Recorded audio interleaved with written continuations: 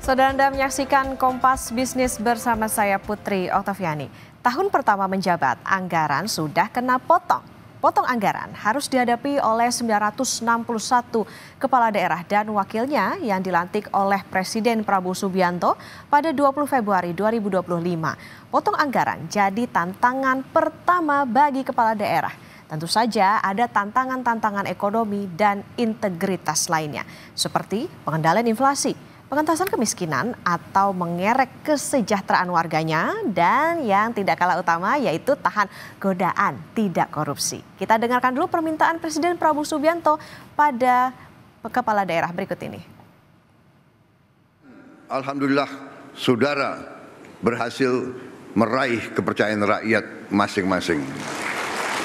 Saudara-saudara, saya ingin ingatkan atas nama negara dan bangsa Indonesia bahwa saudara dipilih, saudara adalah pelayan rakyat, saudara adalah abdi rakyat, saudara harus membela kepentingan rakyat, saudara harus menjaga kepentingan rakyat kita, saudara harus berjuang untuk perbaikan hidup mereka. Itu adalah tugas kita. Itu adalah tugas kita. Di RAPBN 2025, saat nota keuangan tahun lalu, saudara, belanja daerah juga ditetapkan. Total belanja negara di tahun ini adalah 3.613,1 triliun rupiah. Dari anggaran ini, saudara, pemerintah pusat mendapat jatah yang lebih besar, yaitu sampai dengan 2.693,2 triliun rupiah. Sementara transfer ke daerah itu mendapatkan jatah 919,9 triliun rupiah. Nah, anggaran ini diharapkan mampu menguatkan keuangan daerah untuk meningkatkan belanja produktif. Dana transfer ke daerah juga ditargetkan ini menjadi katalis bagi daerah agar mampu menggenjot investasi sekaligus melibatkan daerah ke dalam rantai pasok dunia. Jadi hubungan dagang dengan pasar internasional ini bukan cuma urusan pemerintah pusat, tapi juga daerah. Targetnya satu, kesejahteraan masyarakat daerah juga ikut terangkat. Pertanyaannya, apakah belanja daerah sudah sesuai dengan cita-cita APBN? Kita akan tanya ke ekonom nanti. Kita ke data selanjutnya terlebih dahulu. Nah, ini dia saudara, dari tahun ke tahun dana transfer daerah. Ini grafisnya yang ada di layar Anda.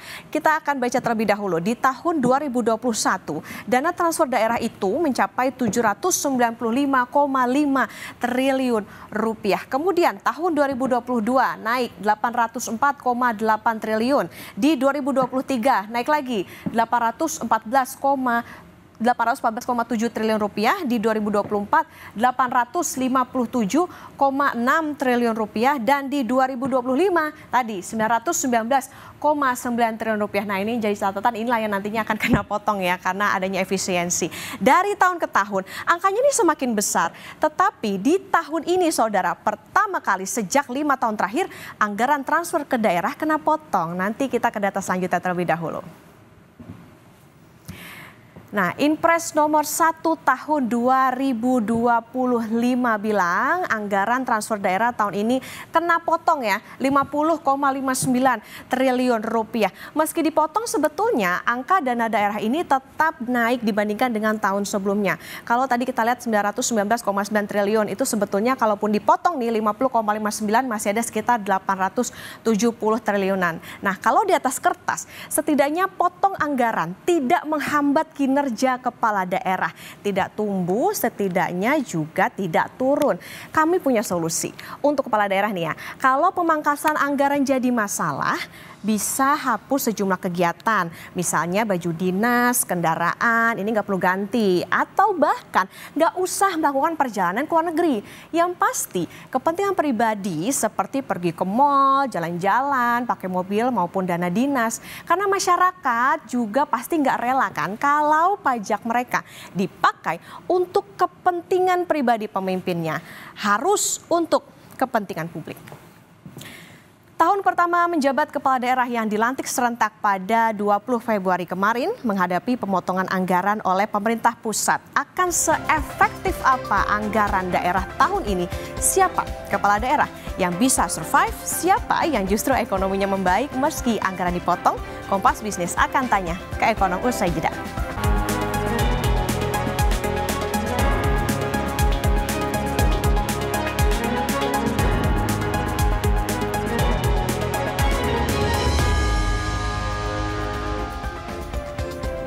Masih di Kompas Bisnis, Saudara. Retret di tengah pemotongan anggaran dan efisiensi anggaran. Kompas Bisnis akan langsung bertanya ke Direktur Kebijakan Publik Selyos Media Wahyudi Askar. Mas Media, selamat pagi. Selamat pagi, Mbak. Mas Media, jadi bagaimana belanja daerah selama ini? Kemudian apa sih sebetulnya dampak pemotongan anggaran ke daerah? Meski kalau kita hitung sebetulnya walau kena potong ya, anggarannya tuh nggak turun lah gitu dibandingkan dengan tahun lalu. Ya, memang belanja di daerah saat ini masih menghadapi tantangan yang cukup signifikan. Sudah sejak lama ya, persoalan efisiensi, transparansi, dan akuntabilitas. Ada 3 persoalan yang saya catat. Yang pertama itu adalah soal ketergantungan pada dana perimbangan. Jadi memang banyak daerah yang lebih kecil dan kurang berkembang itu masih sangat bergantung pada DAK dan DAU ya, dana alokasi umum. Sehingga meskipun pengurangan anggarannya relatif kecil ya, hanya beberapa triliun, tapi itu dampaknya masif sekali untuk daerah-daerah yang kurang berkembang. Problem yang kedua adalah juga soal ketidaksesuaian antara anggaran dan prioritas di daerah. Jadi seringkali alokasi anggaran itu tidak mencerminkan kebutuhan daerah. Itu belum lagi termasuk juga persoalan kapasitas dan pengelolaan keuangan. Soal pemangkasan anggaran ini memang masih dalam diskursus antara eksekutif dan legislatif ya. Tetapi saya melihat ada beberapa tantangan khususnya dalam hal infrastruktur ya. Karena salah satu yang dipotong cukup signifikan dari transfer ke daerah itu adalah dana alokasi khusus yang berkaitan dengan fisik. Dan jumlahnya itu besar sekali, sekitar 18 triliun. Implikasinya kalau DAK fisik ini kan memang banyak digunakan untuk infrastruktur dasar ya. Jalan, irigasi, sekolah, fasilitas kesehatan. Maka proyek infrastruktur yang tertunda atau mungkin dibatalkan itu bisa berdampak tentu saja pada penciptaan lapangan kerja di daerah ataupun juga mungkin aktivitas ekonomi lokal. Sama satu lagi Mbak, soal juga dana desa. Kementerian Desa menyampaikan bahwa ada potensi perlambatan pertumbuhan ekonomi desa juga salah satunya karena pemotongan anggaran dana desa. Jadi yang berdampak pada pemotongan honor pendamping desa. Ini saya kira yang mungkin tantangan-tantangan ke depan yang perlu dipikirkan lebih detail dan ya mudah-mudahan diskursusnya untuk kepentingan publik ya. Gitu. Oke, kami catat ada daerah yang bergantung pada DAK dan DAU, ketimpangan infrastruktur kemudian juga bisa berpengaruh kepada perekonomian desa. Artinya permasalahan ini Mas Media apa solusinya? Ya memang persoalan di daerah ini bukan persoalan teknis, tapi saya kira juga keberanian pemerintah pusat dalam memberikan ruang bagi daerah untuk mengambil inisiatif. Jadi kalau teorinya Clark itu, theory of local government itu harus menekankan inisiatif. Tetapi masalahnya inisiatif ini seringkali terhambat oleh ketergantungan fiskal daerah terhadap pusat. Jadi terlalu banyak kondisi saling kunci antar pemerintah daerah dan pusat selama ini. Jadi banyak kepala daerah yang misalkan tidak punya koneksi, mungkin kepala daerahnya tidak menjadi bagian dari partai pendukung pemerintah, maka daerah ini cenderung mendapat DAU, DAK lebih kecil. Nah ini yang jadi masalah hari ini karena implikasinya adalah dana yang ditransfer ke daerah itu tidak berbasis kebutuhan tetapi berbasis lobbying dari kepala daerah kepada kementerian terkait dan juga legislatif. Ini yang saya kira perlu diatasi dan untuk mengatasi ini saya kira desentralisasi kebijakan ekonomi harus terus didorong, termasuk juga agar Pak Presiden mendorong adanya aksi kolektif dan trust terhadap kepala daerah juga. Karena misalkan MBG kalau seandainya tidak dikontrol dengan baik itu juga bisa mendorong inflasi di daerah. Misalnya karena misalkan perusahaan besar yang mendapatkan kontrak itu bisa menaikkan harga bahan pangan tanpa persaingan yang sehat misalkan, sehingga inflasi di daerah terjadi cukup signifikan. Dan ini butuh kerjasama dengan pemerintah daerah untuk mengatasi ini. Termasuk juga di investasi ya Mbak. Jadi pemerintah perlu memberikan otonomi yang lebih besar kepada kepala daerah. Oke, artinya memang secara pendanaan begitu ada sentimen tertentu kah Mas yang terjadi? Iya, karena memang hari ini ya, anggaran kita tidak terlepas dari proses lobby politik ya. Dan kita tahu pasca pemilu sebagian besar kepala daerah yang terpilih itu adalah berasal dari Kimples. Jumlahnya untuk gubernur itu sekitar 40-an% dan untuk kepala daerah setingkat bupati wali kota itu lebih dari 50%. Artinya ada kepala daerah yang kemungkinan dapat tiket VVIP dengan kemungkinan dana alokasi umum, alokasi khusus yang mungkin akan lebih besar. Problemnya adalah ada daerah-daerah yang pertama tidak berkembang, yang kedua secara politik juga tidak memiliki koneksi yang cukup signifikan dengan partai politik pendukung pemerintah. Nah, ini yang dikhawatirkan karena justru terjadi mendorong ketimpangan penganggaran ya. Jadi ada beberapa daerah yang akhirnya ditinggalkan. Ini yang tentu tidak kita inginkan ya, agar hubungan kepala daerah dan presiden dan menteri itu hubungan yang saling membangun, betul-betul berbasis kebutuhan yang ada di masyarakat, begitu Mbak. Oke, ini bisa menjadi catatan bahwa ini tentunya akan berdampak pada bagaimana daya tarik investasi bagi masing-masing daerah. Mas Media, retret di tengah efisiensi, ini tentu nggak bisa diubah ya karena hari ini akan berlangsung. Tetapi dari sisi ekonomi, hasil apa yang sebetulnya perlu menjadi target pemimpin di daerah setelah retret ini? Yang pasti sekarang terjadi pemangkasan anggaran, maka mau nggak mau kepala daerah harus mendorong optimalisasi pendapatan asli daerah, PAD-nya ya. Kemudian setelah retret, kepala daerah harus mencari cara untuk menarik investasi swasta. Ini harus dilakukan dengan sangat signifikan, termasuk juga mendorong pemberdayaan ekonomi lokal. Masalahnya juga adalah kita menginginkan perubahan ya, tetapi faktanya sebagian besar kepala daerah yang terpilih ini adalah incumbent dan sebagian mereka adalah politisi juga gitu ya. Sehingga ada kekhawatiran juga ini sebetulnya dari publik, sebetulnya perubahan ini bakal tercipta atau tidak gitu. Karena pemimpinnya relatif sama ya dibandingkan dengan pemimpin sebelumnya. Jadi saya kira retreat mungkin satu hal ya, tetapi saya hanya ingin sampaikan juga kepala daerah itu harusnya menghamba kepada rakyatnya. Jadi tidak kemudian harus terpusat secara sentralistik kepada presiden. Jadi yang dilakukan oleh kepala daerah adalah pulang ke daerahnya, kemudian menjalankan program sesuai dengan kebutuhan masyarakatnya.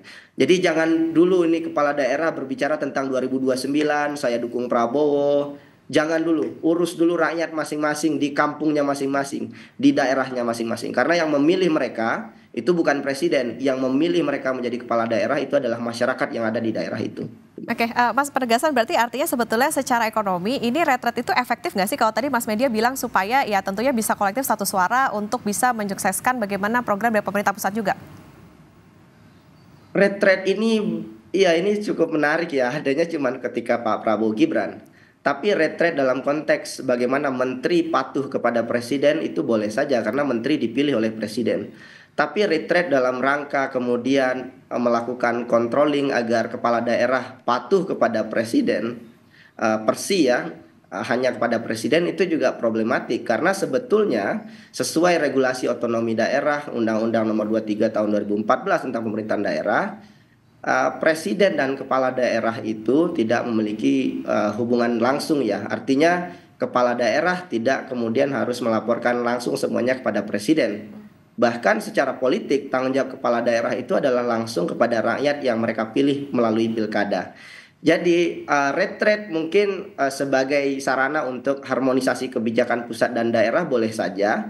Tetapi semangatnya seharusnya lebih kepada agar kepala-kepala daerah ini mendapatkan pelatihan ya untuk agar mereka bisa menyusun kebijakan dengan baik. Karena sekarang retret ini menggantikan pelatihan 2 minggu oleh Kemendagri dan 1 bulan dengan Lemhanas. Ini yang juga kita khawatirkan ya, karena 1 minggu retret di Magelang bisa jadi nggak dapat banyak hal. Padahal bupati dan wali kota ini butuh skill untuk mengelola kebijakan dan melahirkan kebijakan yang benar sesuai dengan aturan yang ada. Mas Media, di saat retret ini akan berlangsung hari ini ada surat yang beredar nih tentang larangan retret kader salah satu partai. Ada konsekuensinya nggak sih, terutama untuk anggaran bagi kepala daerah kalau mereka nggak ikut retret? Tidak ya, karena memang kepala daerah itu memang wajib mengikuti pelatihan, tapi itu pelatihan yang dilakukan oleh Kemendagri.